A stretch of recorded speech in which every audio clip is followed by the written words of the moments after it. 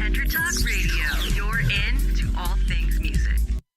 I have something that I tell my employees, and it was told to me by a man who is the business manager for a band called 21 Pilots. His name's Brad Gibson, and he told me a long time ago, he said, people help people they like. So if it's the last thing you do, at least try to be likable. And not for selfish reasons, but, you know, for every reason.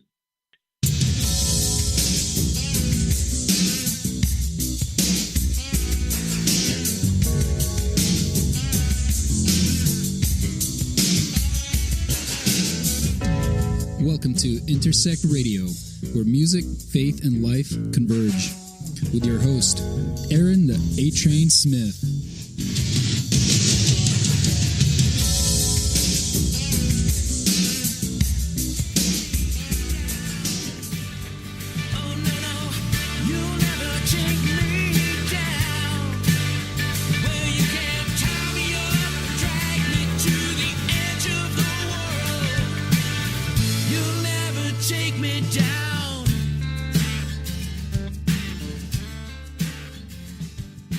Happy Tuesday, everybody. Well, it's almost springtime. Almost. We've had a deluge here in Nashville for the past 2 or 3 days.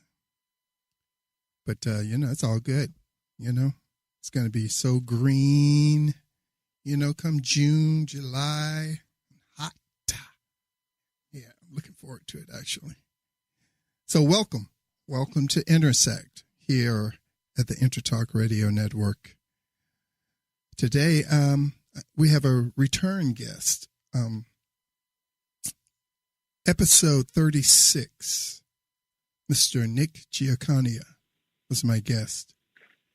And he lives here in town, but for some familiar family reasons, he couldn't come over to my studio and sit and talk with me. So I conned him into coming back onto the show again with the catch of coming over to the studio and sitting face to face with me and talking. And once again, he gave me this family excuse, and so I still wanted him on the show. I wasn't going to hold it against him. So he's at home now, sitting in the comfort of his office, I guess. And we're going to talk about, we're going to get down to that, man, because you were supposed to come over here today. I'm sorry, man. I really am. I'm just being real. My daughter gets off the bus right at 4:00, and I've got to be here for her because she's just 8 years old, and I would love it if she was older and she could just let herself in and be alone in the house, but she's just not old enough. I'm sorry, brother. But don't you have like 3 attack dogs? I do. Well, I have 2 attack dogs and an attack cat. So. Yeah, I do have two German shepherds that will take your head off, but that's only before they know it's okay. Once they know it's okay, then they're gentle. So, so what have you been doing today? You said you told me earlier you've had a fantastic day. How did that come about? Oh, I did. I had a fantastic day. I won't tell you all the gory details, but. Oh, had please a visit do. For the first time. Oh no, we don't want to. We don't want to go too far down the road because I had a visit with my urologist, and I get to go through a procedure that is a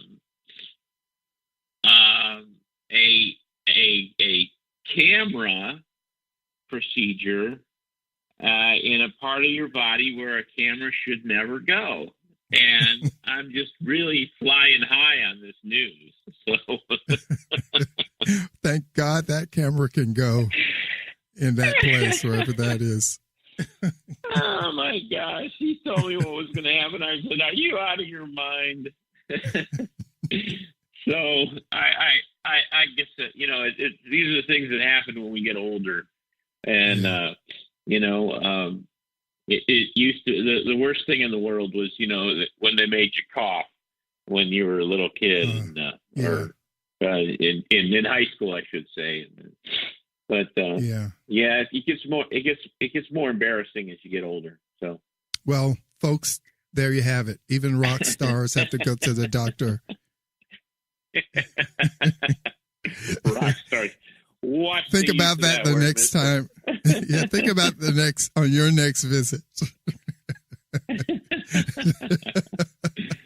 That Nick Giaconia. I am pleased as punch to be back with you. I love talking with you, and I love talking about music, and thank you so much for having me back again. It's such a pleasure. It's a delight of my whole month. So thank you, brother. Cool. Did you listen to the first interview we did? I did. Boy, do I sound nasally or what? Oh man, it was hilarious. I was cracking up.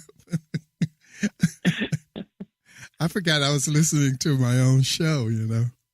That's because I talk so much.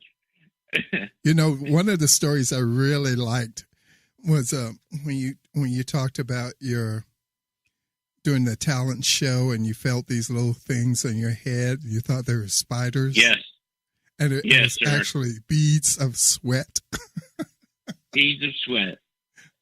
Beads of sweat. And it takes a real rock star to be able to sweat like that on stage, man. So yeah. That's right. And nobody can and for those of you that don't know me, I'm being completely sarcastic. So. No, he's not. And the other story about you hurting your shoulder and that kept you out of the WWF.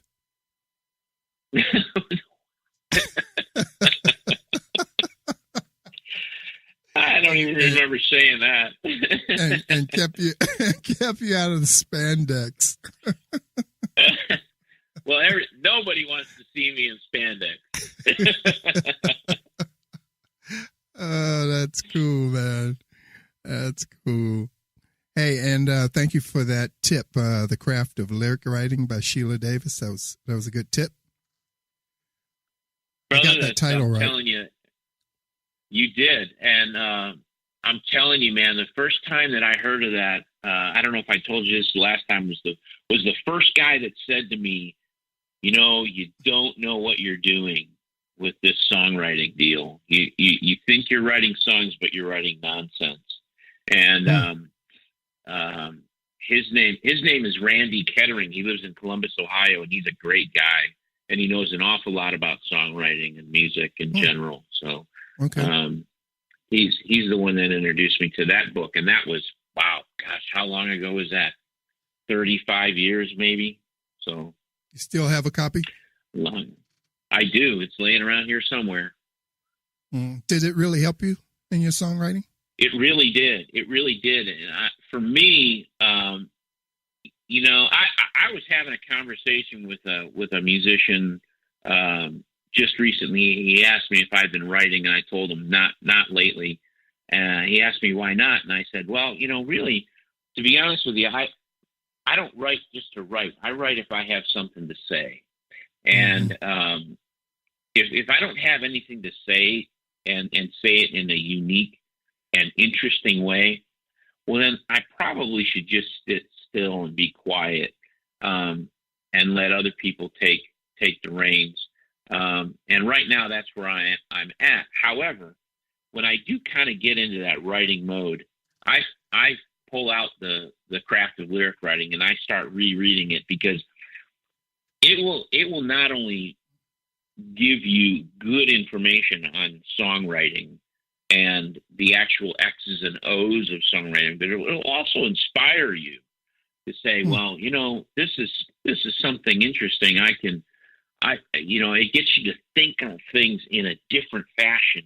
And that's really what you want to do ultimately, is get people to think. And, right. It starts by you thinking. You can't be, you've got to have a brain in your head to write a song. So, I don't know, my brains, I don't know where my brains have been lately. Well, you've been busy being a businessman. I am running a business, and You are.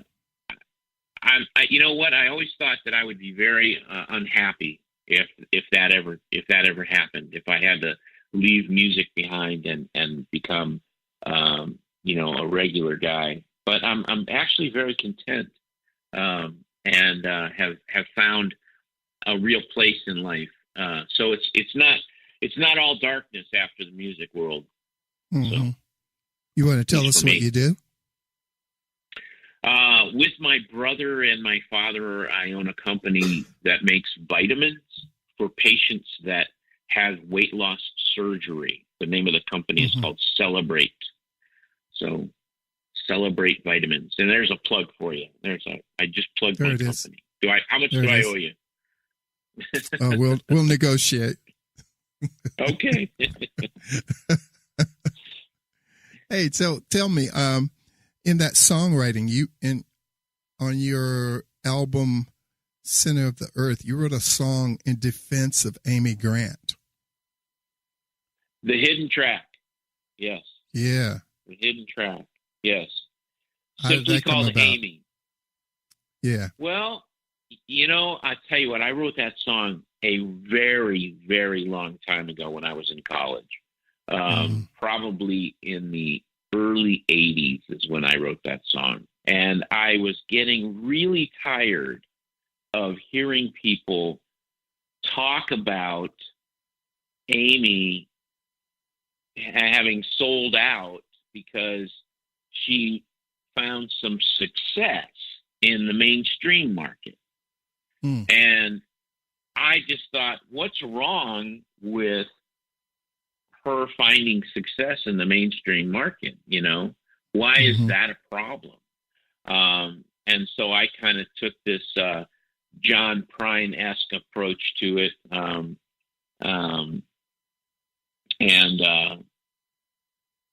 pretty much ripped off "Your Flag Decal Won't Get You Into Heaven Anymore" melody, if the truth be told. And, really? Who wrote that? John Prine. And just kind of a funny little song, and we recorded it kind of as just a joke, and then decided to stick it on the record but hide it in the roll up, or actually in the fade out of the last song. So you have to listen for like 6 minutes or something like that, and it'll pop on. And then it pops. It doesn't up. matter because I was going to say you can't find that record, but then I realized that yes, you can, and you can get it for about 39 cents on eBay. So okay. Have at it.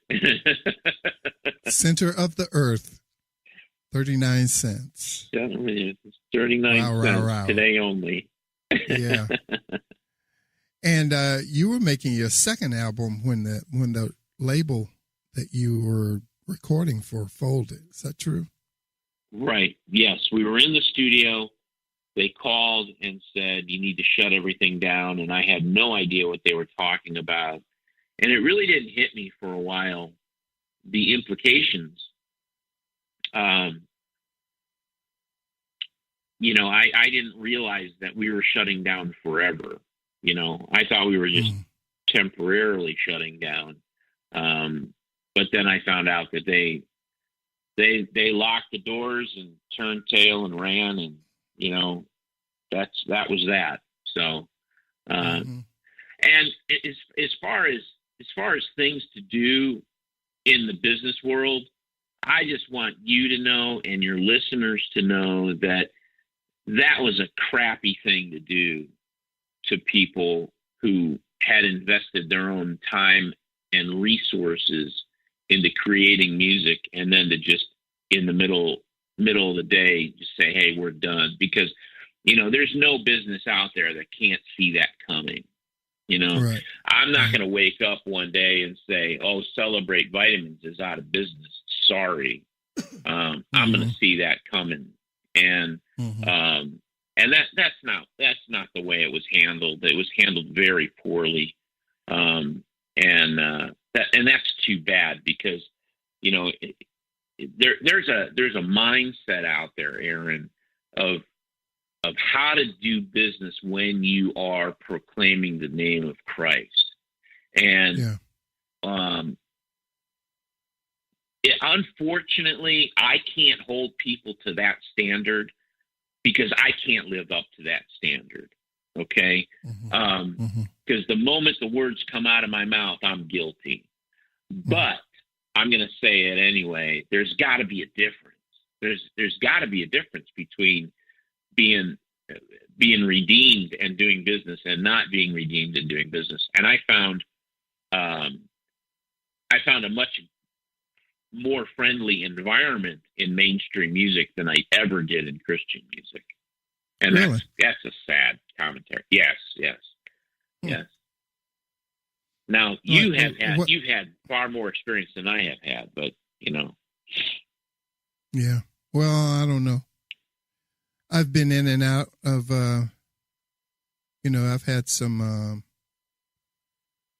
experiences in and out of Christian music. And,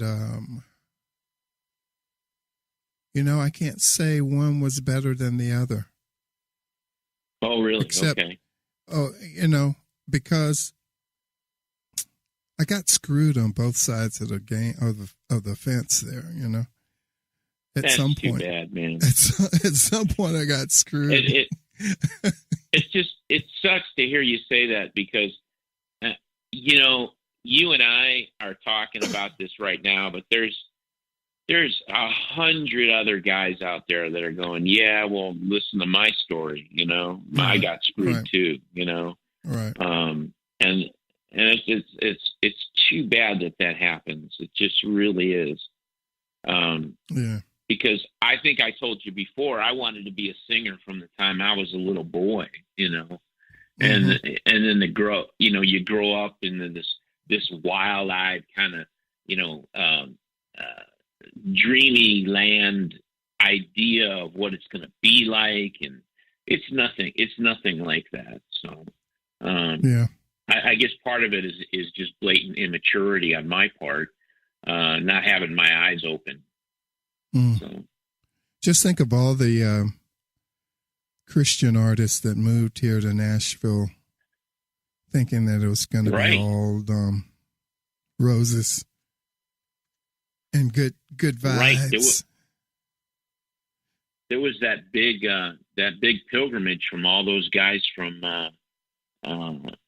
the out west, from L.A. and Sacramento. Who came here. Yeah. And I remember came out here I remember talking to some people back in the 80s, who were excited about moving to Nashville. And man, I said, whoa, if you're coming to Nashville with that sort of expectation, beware, You might as well go to LA. Absolutely. Because you probably stand a better chance in LA, because you don't expect people to actually be honest and fair and, transparent. Right. I don't want to paint a picture of Nashville as being this horrible place, but because I love it here. I do. It's taken me a while to get used to being down south, from moving from Cleveland, Ohio, but there is a different way of doing things in the South, and you better be ready. And bless your heart is not a compliment. Oh yeah, well said. Well said. Hey, tell me, were you ever into Larry Norman? Oh my gosh, was I? Really? Let me tell you a little story about Larry. So I drove down here. This is before I was signed. I had a copy of a demo tape, and that's when demo tapes were something to behold. And I drove. I had a connection at the old company Benson. Okay, and I was sitting in this meeting, and Larry ended up calling the person I was having a meeting with. And it was really bizarre. And I was completely taken back, and my head was exploding, and the person I was with knew I wanted to speak to him. So I got on the phone with Larry, and which was just a huge mistake. Because I said, hey man, I have this demo tape. He goes, yeah, I'd like to hear it. I said, it really, you would? Would that be something that would be a good idea for me to do? Is to bring you my tape? He goes, what do you mean, a good idea? I said, would that be beneficial? He says, what do you mean beneficial? For who? For you or for God? And I was like, uh-oh, I stepped in it. And he goes on to lecture me about how I should be on the streets of my hometown singing to people about Jesus and not worried about getting a record deal. And I felt like I was 2 inches tall. Oh, it ended up okay. We later met face to face, and he recalled the conversation and gave me a big hug. But it was a horrible moment. Wow. It was just you get on the phone with your hero and he just pummels you. Oh my goodness! What year was that? Yeah, that was 86 or 87, somewhere in that vicinity. Man. So how did you meet Derry Doherty? Derry, I did some shows with the choir at one point, and then Derry actually sang on Center of the Earth. And he's good friends with Ric Hordinski, who produced the Center of the Earth record. Rich was in a band called Over the Rhine, and Derry and Rich were good friends. And when Rich needed the background vocals done, he called on Derry. And then throughout the lives in Christian music, you cross paths at festivals, and you know how it is because you've been to all those festivals, and you get to know people through that avenue, and you become friends. I wouldn't say that Derry and I are really tight or anything, but I'd be proud to call him a friend. That's for sure. Yeah, Derry's out in California again. Yes, I heard that. We did a show a couple years ago at the Bluebird together, and that's the last time I saw him. So that was before he moved away. Yeah, but what a talented musician he is.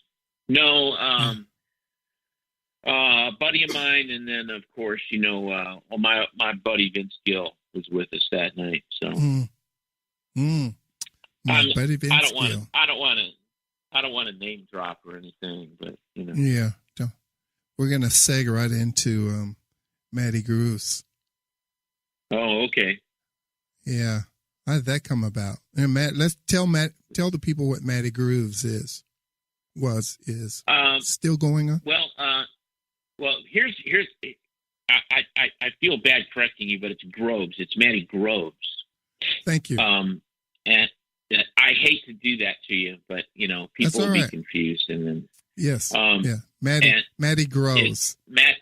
Mattie Groves, and I'll tell you why that's important, because that's the title of an old English folk ballad that I used to sing when I was in high school that was taught to me by my English teacher's husband. Okay. You follow all that? I gotcha. So it's called The Ballad of Mattie Groves.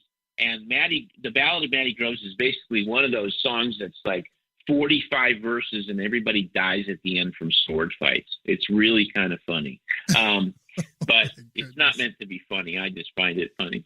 And anyway, so we after we were kicked out of the studio by REX, I didn't know what to do. I didn't know where to turn. So I confided in Dave Perkins to, about all my commiserating. Yes, Dr. Perkins. And I said, what do I do, man? He says, well, he said, I'll tell you what we need to do. We need to make a record, and we need to make a record for everybody. I remember that conversation like it was yesterday. And he said, let's not focus on the Christian market. Let's focus on the mainstream market. And of course, his idea was that if I were to come out with another record under my name, first of all, it's not a very marketable name. Okay. And it's hard to say, it's hard to pronounce, it's hard to read, it's everything. But also, I essentially failed under that name. So you've got a strike against you. So if you come out with another record under the same name of a act of which you failed, you have a even tougher road to hoe. So his idea was, let's set this up so that it is a band. Okay. So we recorded it live. Who played? Dave played most of the guitars. Chris Donahue played bass. Dale Baker played drums. And Reese Winans played some keys. And Phil Madeira played some keys. And we had a good old time. And we made a real rock record, which I say that because my first Center of the Earth wasn't really a rock record. It was like an alt acoustic record. So Mattie Groves was straightforward rock and roll, a la Tom Petty kind of experience. Is how I love to hear how that. I categorize it. Yes. I'm doing a class with Chris Donahue tonight. I think he's going to be there. Yeah. We do a thing together every Tuesday night. He is at the such jazz a talented workshop. musician. Yeah. He's on the road with I'm Emmy very, Lou, so he might not be there tonight. Yes. But, yeah. Very, very lucky to know Chris. A talented musician, for sure. By all accounts, all those guys did me favors by playing on that record because, our budget was very small because we were making a custom record. Where'd you get a budget from? I found people to give me money, basically. Oh, really? Yeah. The original Kickstarter, huh? The original Kickstarter, which is a whole other subject. But I just. So did you do the record at Dave's? Did you do the record at Dave's when you had the bus out back? On the bus, man. And here's the cool thing about the bus.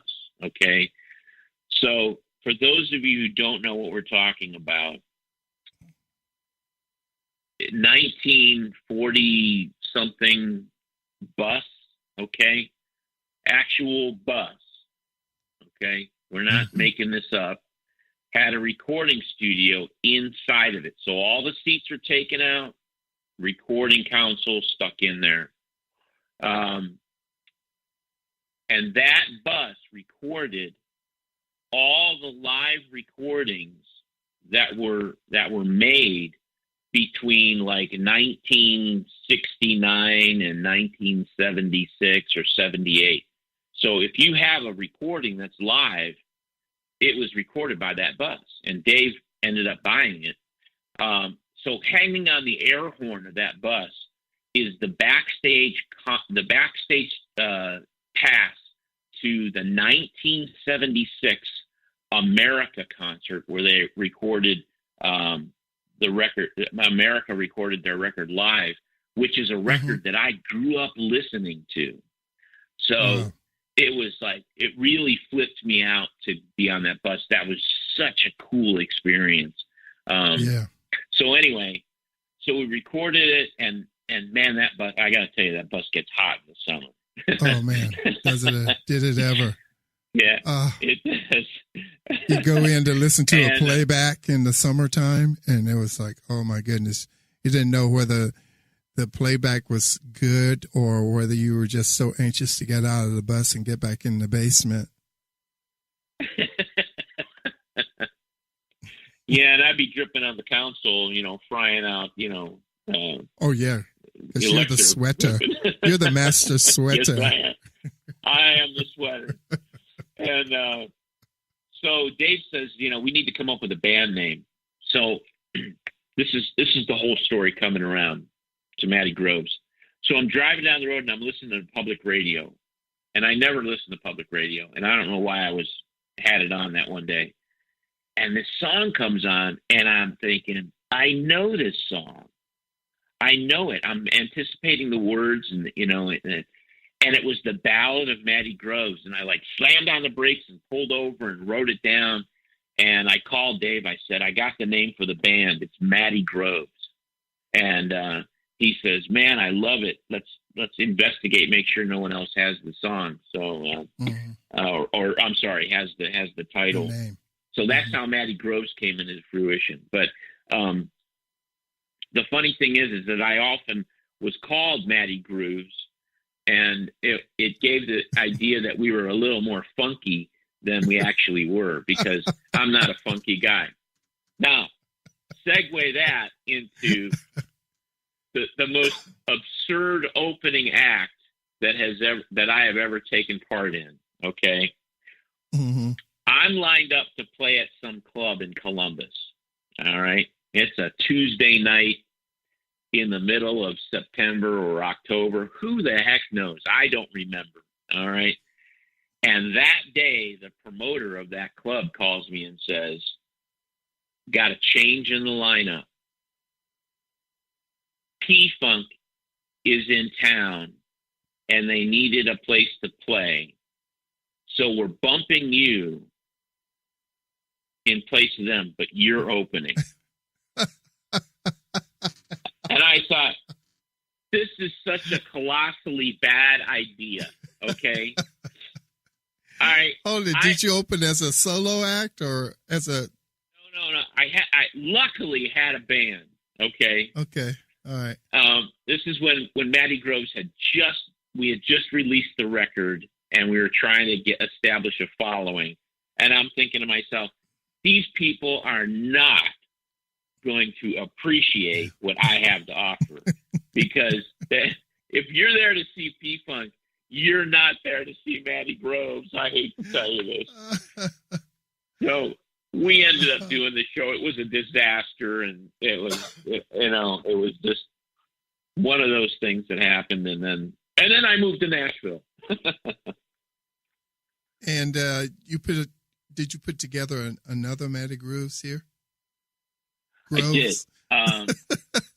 Yeah. Mattie Groves. You'll get it. You'll get it. But yeah, I get it. I like Grooves. Dave would play. Dave is as much a part of Mattie Groves as I am. So whenever I played, Dave played with me. John Massey is a bass player who now lives in LA, who is a really great bass player. And then Fran Breen, we had playing drums. Fran Breen plays for the Waterboys. Okay. And he's a great drummer, left-handed drummer, by the way, but really, but crazy face-making drummer kind of guy, you know. It was always fun because people would come up to me after the show and they'd say, "Do you know what your drummer looks like when he's playing?" And I'm like, "Yeah, I don't really care. So as long as you like the music, that's all that matters to me."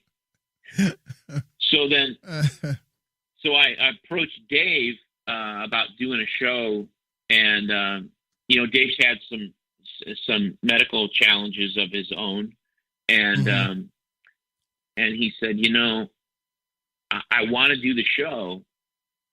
He said, but you might want to think about having a second guitar player there just in case, because my hands aren't working the way they used to, basically, is what he said to me. So that's when I approached Vince, and many people don't realize this, but Vince Gill is an incredible rock guitar player. Many people now are having their eyes open to that now that he's on tour with the Eagles. But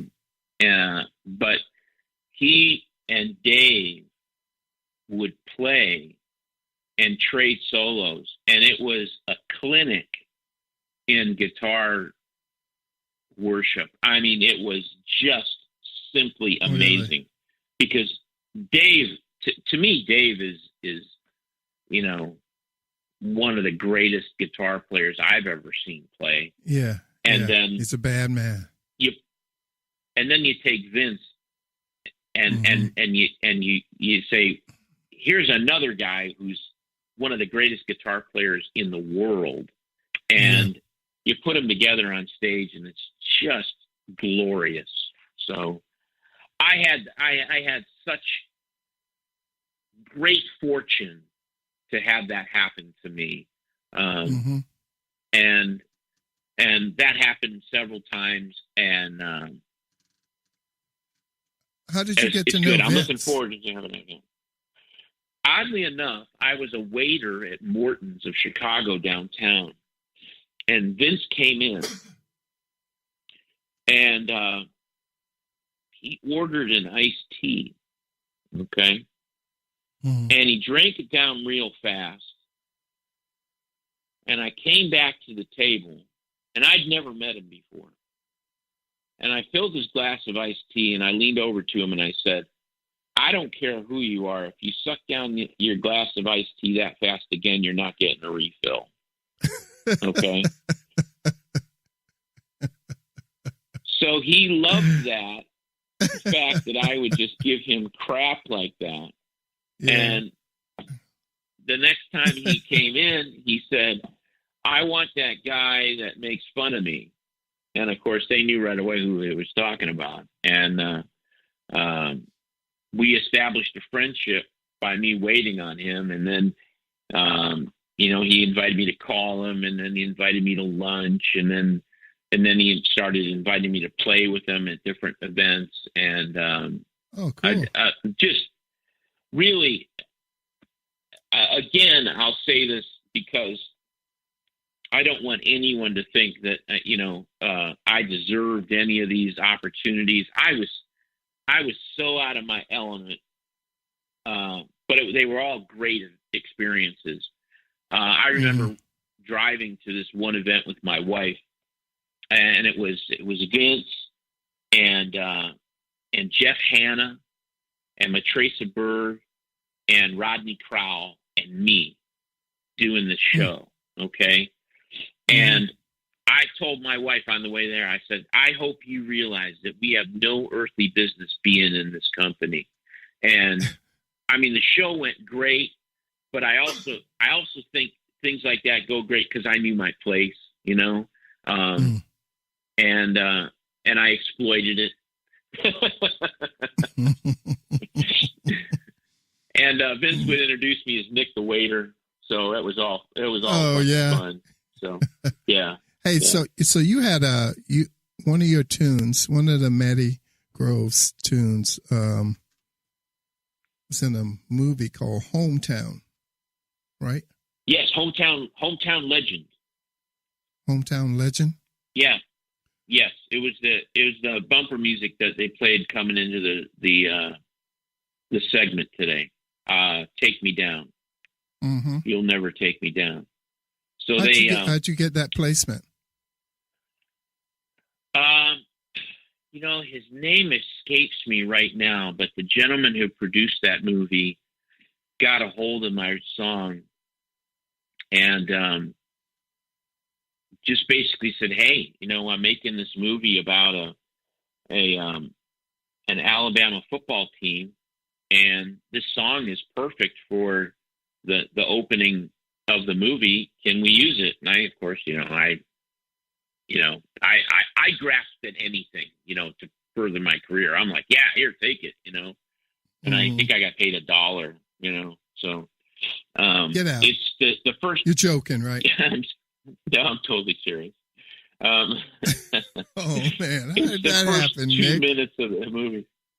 Oh, it was just one of those things where, he was on a tight budget and, I understood how that was. And I figured the exposure of the song being in the movie was better than me holding out for any money. So that's how that happened, buddy.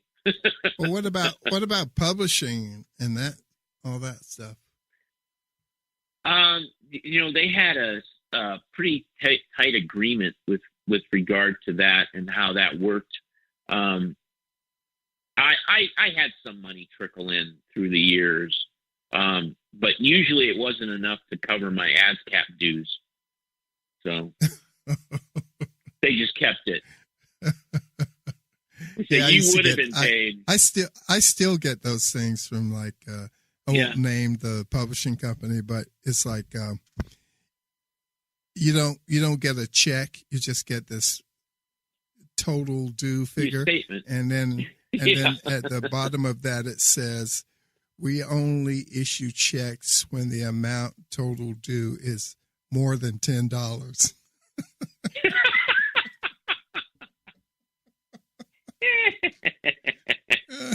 It makes you feel great, doesn't it? All righty. Thank you very much. I'm telling you, all those years of blood, sweat, tears. Yeah, you can forget it. It's pretty cool, though. Did you see the movie? I did. I drove to Memphis to see it. Was it in a regular theater, or was this a special arty thing? No, it was in a regular theater.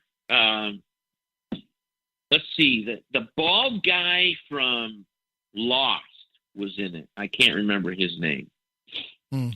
And Lacey Chambert from Party of Five was in it. Those are the only two actors I remember. Okay. And it wasn't a really good movie. Oh no. But I appreciated what I was going to put it this way. I appreciated what they were trying to do.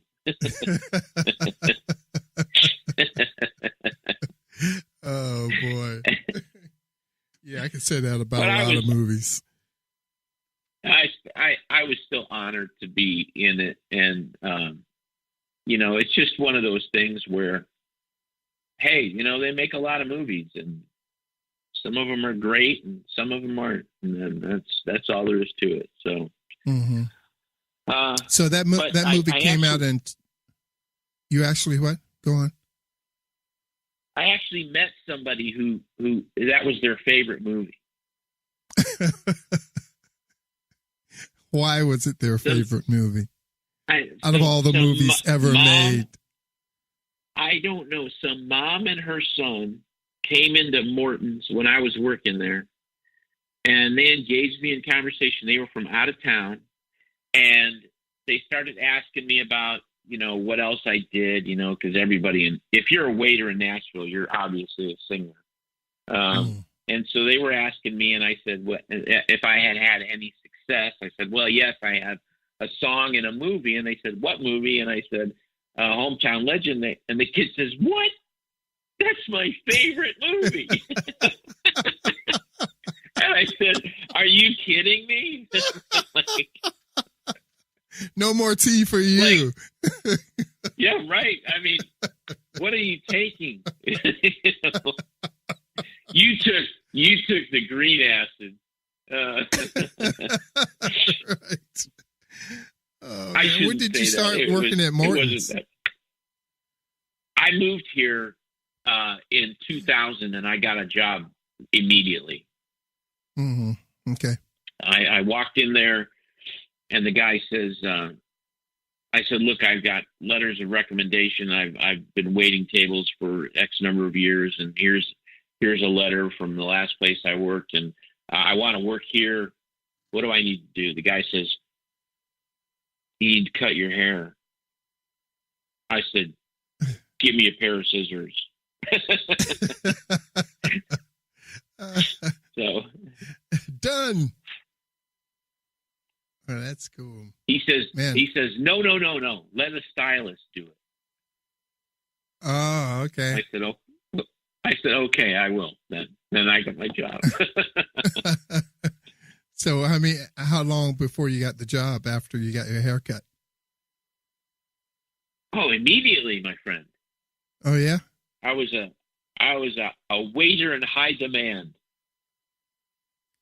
Cool. Not really. So.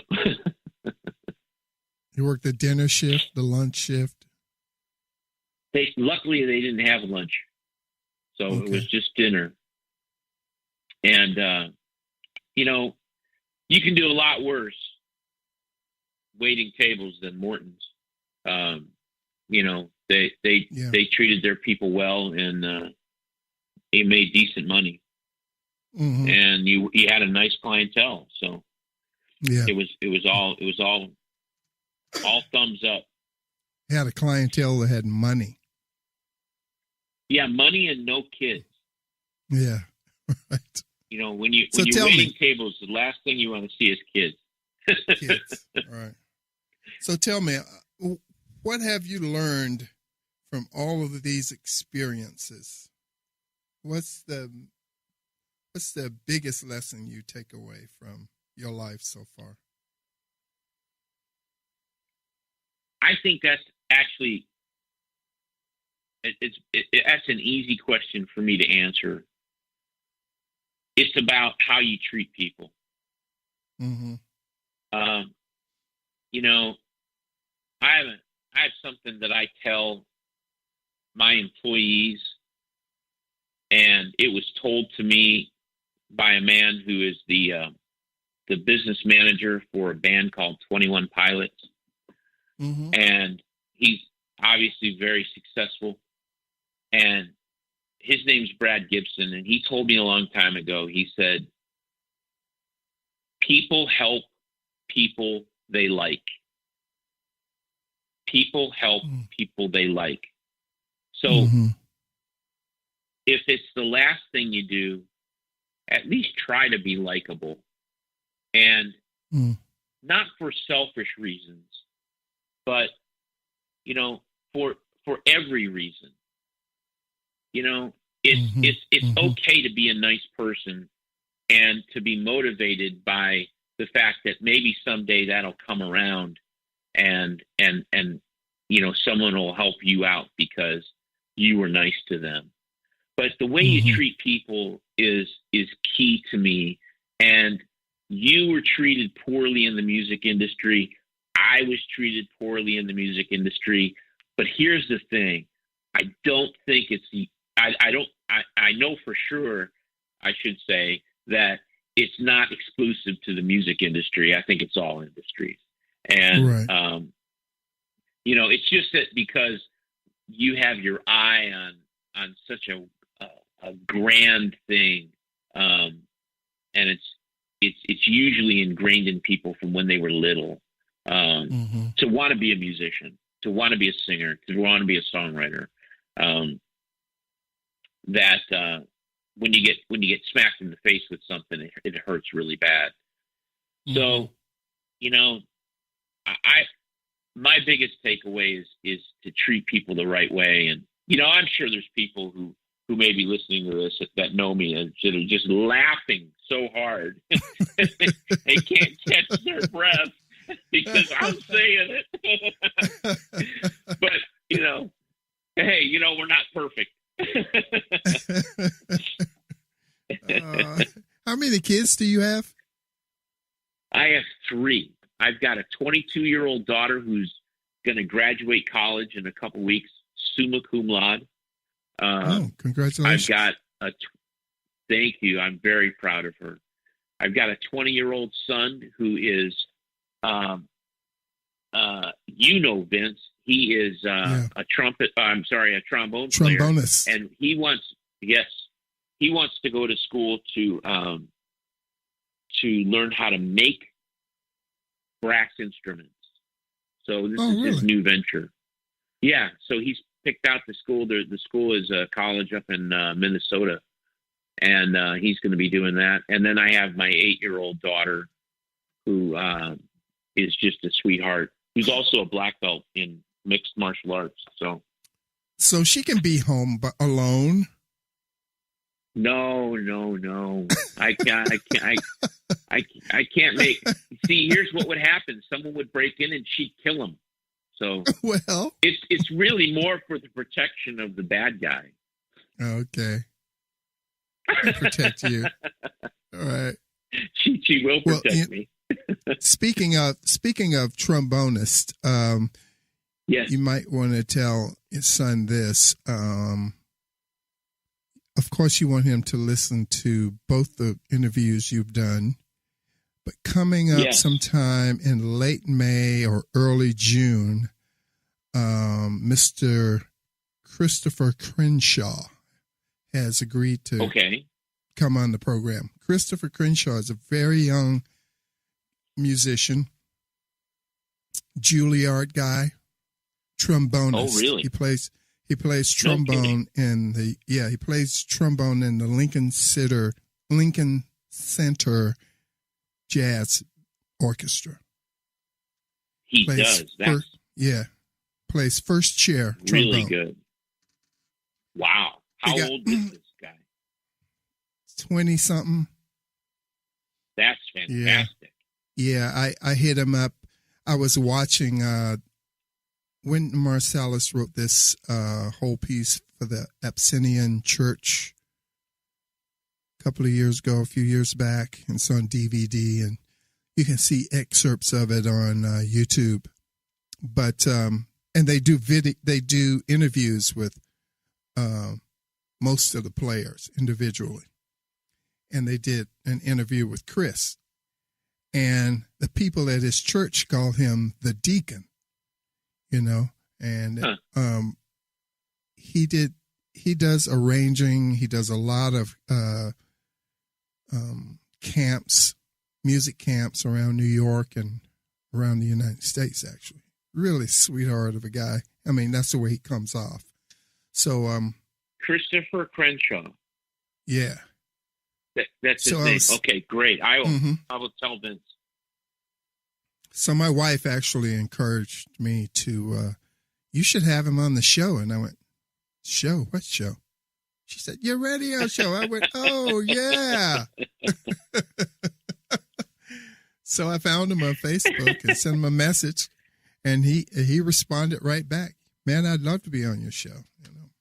So for all you trombonists out there and aspiring young musicians, that's a plug.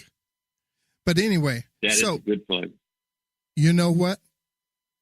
While I have you here, under the public eye and public scrutiny. Oh no! I'm gonna get you to consider leading worship at church a few times coming up in the next several months. I know you don't like to play electric guitar, and that's perfect because we're going to be needing a worship leader, and customarily you'll be playing an acoustic guitar as a worship leader, correct? Correctamundo. That's usually how it goes. Yeah. Yeah. Are you asking me as an elder? Because, you know, if you ask me as an elder, I can't say no. Okay. Yes.